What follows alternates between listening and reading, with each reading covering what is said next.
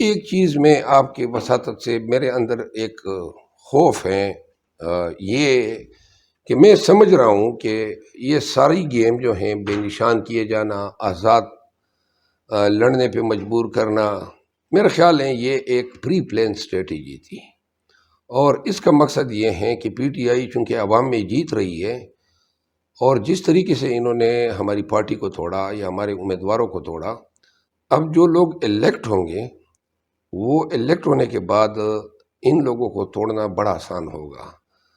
تو اس کا تدارک ایڈوانس میں ہونا چاہیے، کیونکہ دیکھیں اسی طرح ڈول جس کا سمبل تھا نا، تو اس ڈول کے بارے میں بتاتی ہوئی ہے، وہ نبیل گبول جو ہیں اس حلقے میں ہمارے اگینسٹ فائٹ کر رہے تھے، تو ہمارے امیدوار کو ڈول ملا تھا، تو میں نے آگے سے کہا کہ 8 فروری کو ہم جو ہیں نبیل گبول کا ڈول بجائیں گے، اور آگے سے اب ہر ایک چیز کے لیے تعویل گڑنی پڑتی تھی۔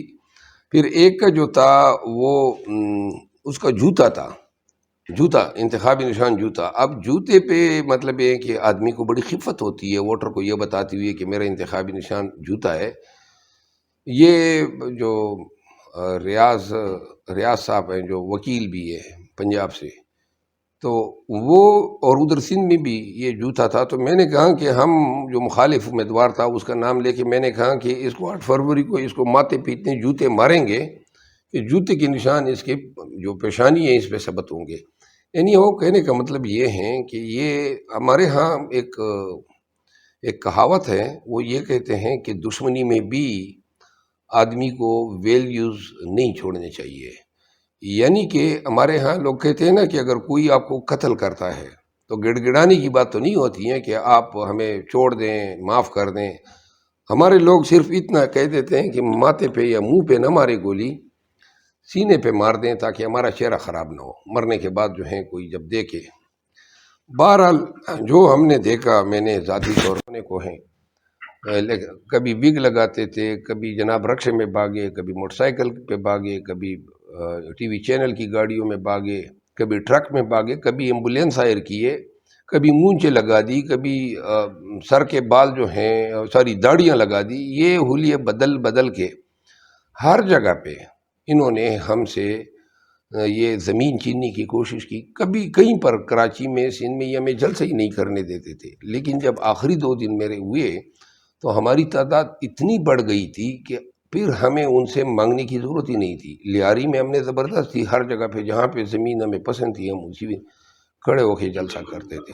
8 فروری پہ رائے دینے سے پہلے ایک یہ آپ کے کلپ کے حوالے سے ایک بات کرنا چاہتا ہوں۔ یہ جو کمنٹس تھے بینچ کے، بلکہ بینچ کے تو نہیں تھے، چیف جسٹس صاحب بھی بولا کرتے تھے، اور جس انداز میں انہوں نے یہ پروسیڈنگ کنڈکٹ کی، میرا خیال یہ ہے کہ شہرت کے لالچ میں کہ شہرت ملے گی تو انہوں نے ان کو لائیو ٹیلی کاسٹ کیا، لیکن لائیو ٹیلی کاسٹ کے ساتھ ہی وہ ساری چیزیں عوام تک ڈائریکٹ مل گئی اور پہنچ گئی، اور عوام نے اپنی آنکھوں سے دیکھا کہ عدالت میں کس طرح کا رویہ برتا گیا، کس انداز سے گفتگو ہوئی، کس طرح جو ہیں غیر غار کے وکلاء کو ان نکات پہ لایا گیا جو کہ مقدمے سے تعلق نہیں رکھتے تھے۔ میں میرٹ پہ بات نہیں کروں گا، لیکن میں نے اس مقدمے کی سماعت سے قبل ایک پریس کانفرنس میں نے کہا تھا کہ چیف جسٹس پہ اعتماد نہیں ہے، متعصب ہیں، ناانصافی جو ہے اس کا اندیشہ ہے۔ اس پہ پھر ایشو بھی بن گیا تھا، تو لہذا میری خواہش تھی کہ اس بینچ میں پیش ہوتا اور میں ان سے گفتگو کرتا، اور چونکہ ہماری لیگل ایتھکس یہ ہیں کہ جو وکیل جس کیس کو ڈیل کرتا ہے پھر وہ جانے، اسی کا کام جانے، لیکن پھر جب لیول پلینگ فیلڈ کا کیس آیا اور یہ جس انداز میں ٹھوک رہا تھا، سردار لطیف کوسا والی داستان آپ کو یاد ہے، سرداروں پہ اس نے یہ جگتیں بنائی۔ میں یہ کہنا چاہتا ہوں مختصراً کہ اس حوالے سے جو توہین آمیز اور تضحیک آمیز رویہ تھا چیف جسٹس صاحب کا، اس کا وکیل اتنی برداشت نہیں رکھتے ہیں، نہ بینچ کی اتنے مطلب ہیں کہ یہ باتیں جو ہیں سننے کے یہ مجاز ہوتے ہیں یا قادر ہوتے ہیں اپنے آپ پہ. مجھے یہ اپرچونٹیز مس ہونے کا بڑا ہی دکھ ہے. I should have been there. I must have been given the opportunity to represent my party. Speak on the topic. یہ جو سمبل اور پلس لیول پلینگ فیلڈ.